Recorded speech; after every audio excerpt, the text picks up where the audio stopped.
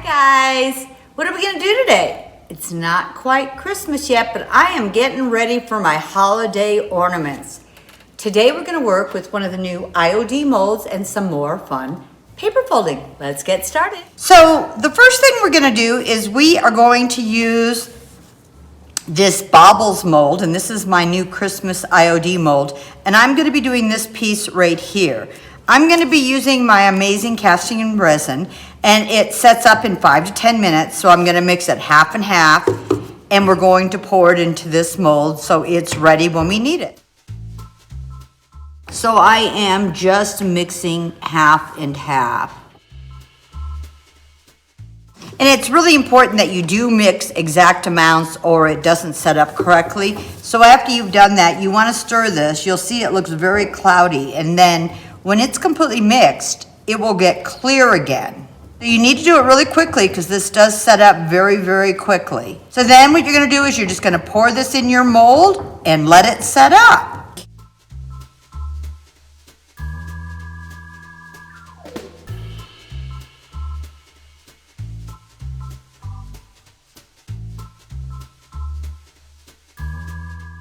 So to start with, you're going to need 8 squares. For this project, I'm doing 5 by 5 squares of book paper.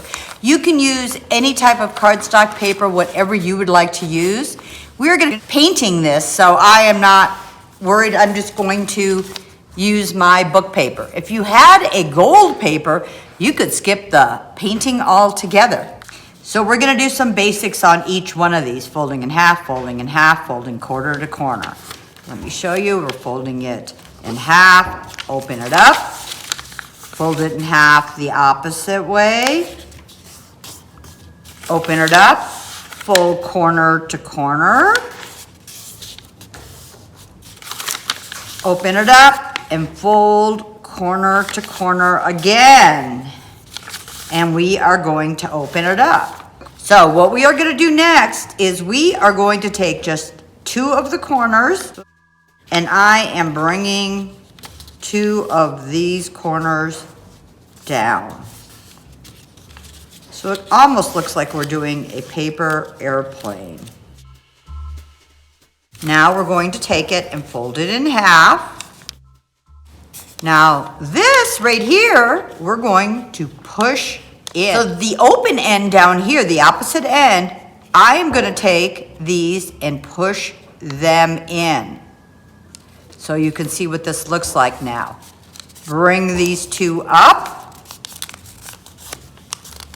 And there you go. We're going to do that to all 8 of these.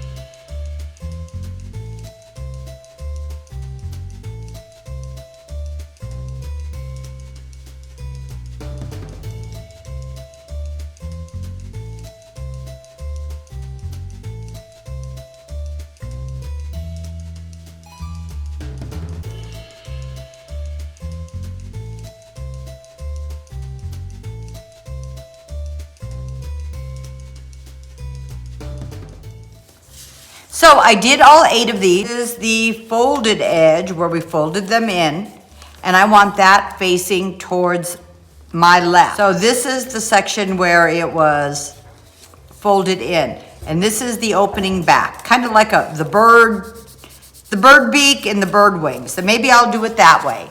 I'm taking my next piece facing the same way, the bird beak and the bird wings.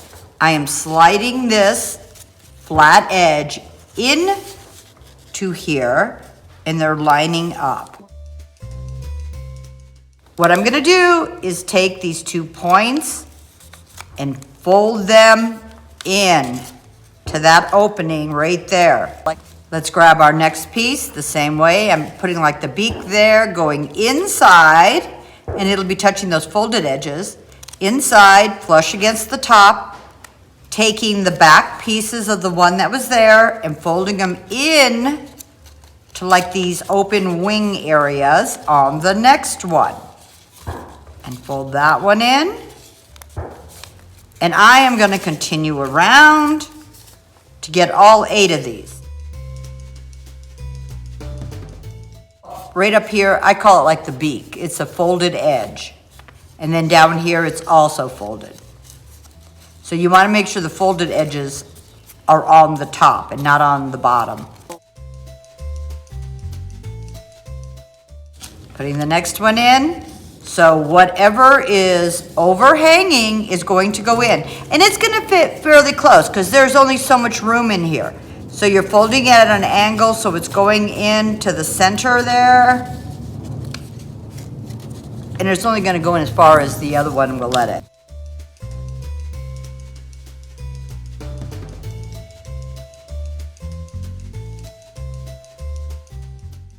This is number 7.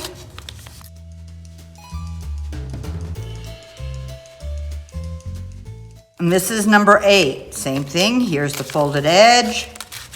Goes right here, flush against the top. Folding that in. Folding that in.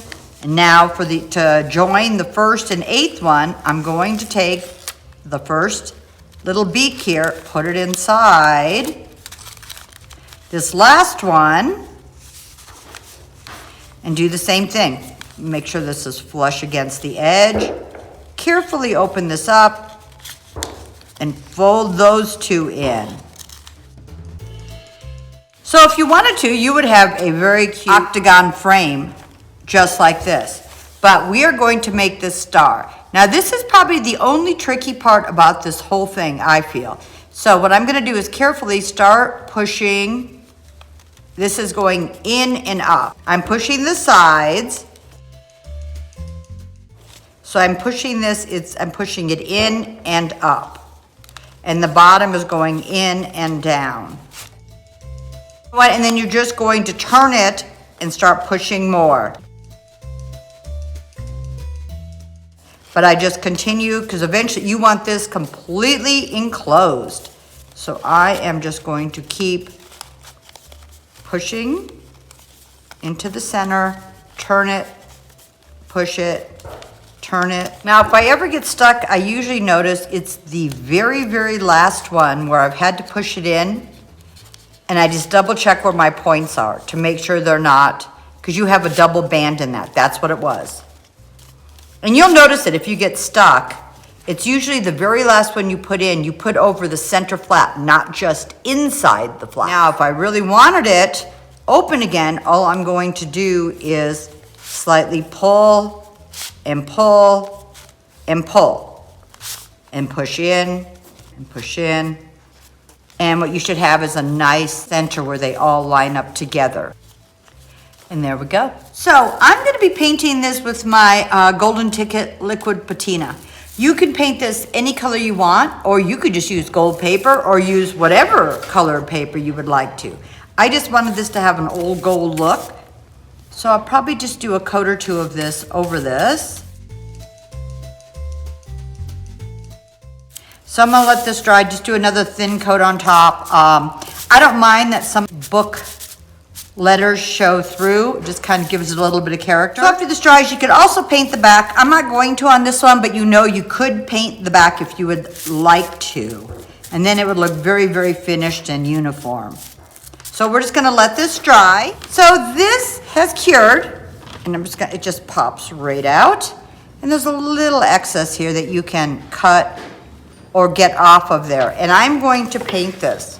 And I'm gonna do this in the same gold color, but I'm gonna highlight it with a darker color afterward. And I'm gonna use my Golden Ticket again and just coat this real quick. So after this is cured, this is paintable. The longer it sets, the harder it will get. If you need to bend it at all, if you use a heat gun after it's completely hard, it'll soften it up a bit that you could bend it if you needed to move it around something. I may have to add a couple coats to this, but I'll just do that real quickly and let this dry. And I only need to paint the front because I'm gluing the back down. So I'm going to use this frame with the deer on it for the front. And this is from my Miriam Bright IOD stamp. And I'm just stamping it on some, this light gray scrapbook paper. You could stamp it on to anything you want. I wanted it a little heavier than just plain paper, and this isn't quite a cardstock, but it's a little heavier than a lightweight paper. So you really could use any frame or Christmas stamp or what you might already have to embellish the front of the star before we put our ornament on there.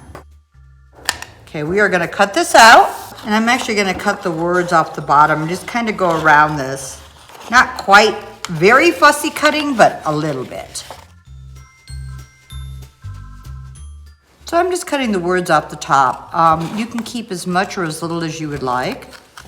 And if you really wanted it to stand out, you could probably do black embossing on this. Now I'm gonna cut the center out also. I'm gonna get my mat, my cutting mat and my X-Acto.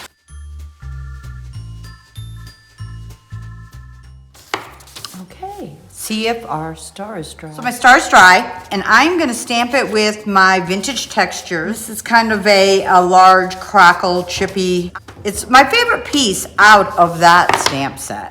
So I am just gonna stamp over this a bit, and I'm using black ink so it shows up here. And I know that some of the center is gonna be covered. I think it just gives it some interest. Okay. I'm gonna be using my Distress Oxide, and this is Vintage Photo Color. And I am just rubbing it along the edges of this. And you wanna do that carefully so you don't rip your paper. And I'm also going to rub it on this little deer frame that I have. And when I seal it, it's gonna move the distressing. So I am going to glue this on here. And it just happens that this frame will fit inside this center piece. And I'm lining up the bottom to this bottom edge right here. And the sides happen to line up to the sides. So that's where I'm gonna glue this in. And you can use your favorite glue. I'm just using this Mag-A-Tac.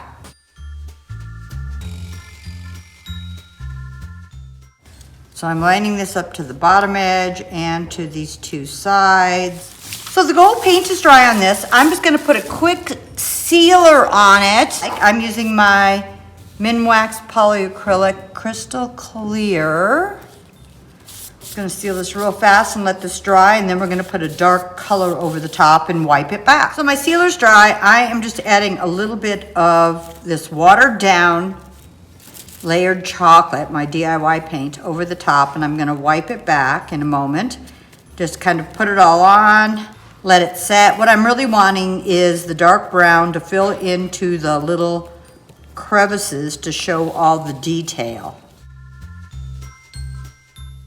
Okay, I'm just gonna let that dry, and then we're gonna wipe it back. So I just have a wet rag, and I'm just gonna wipe back some of this brown that's on top. You could just use a baby wipe for this also. Just wipe off as much or as little as you would like. So these are all dry. I'm gonna glue this on, and then we're gonna seal the whole thing. And I'm just using my Mag-A-Tac here. It's kind of like the Beacon 3-in-1 glue, but you can use whatever glue you would like. And I found with this straight line, I'm just literally putting this at the top of that, and this is going at the edge. So this ends up centering up, this goes to the top of this square, and this goes right down here on the edge of this straight line from the paper. And now I am going to seal the whole piece. This is also gonna move all of my antiquing I had put on this previously.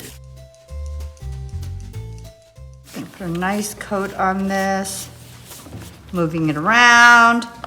And then while it's still wet, I'm using my my vintage mica glitter.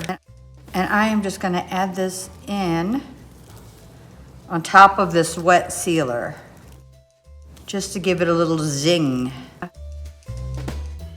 We'll let this set and then we're gonna put our ribbon on here and we'll be done. So this is still drying a bit, but I'm gonna get my piece of sari silk here. And I'm just showing you, depending on what size star you make, I'm just going to have it come up with a loop up here, and I'm gonna have it drag down, so I doubled it like this. Just make a tiny knot here. This is where it's gonna get attached in back, and these will be hanging off the bottom.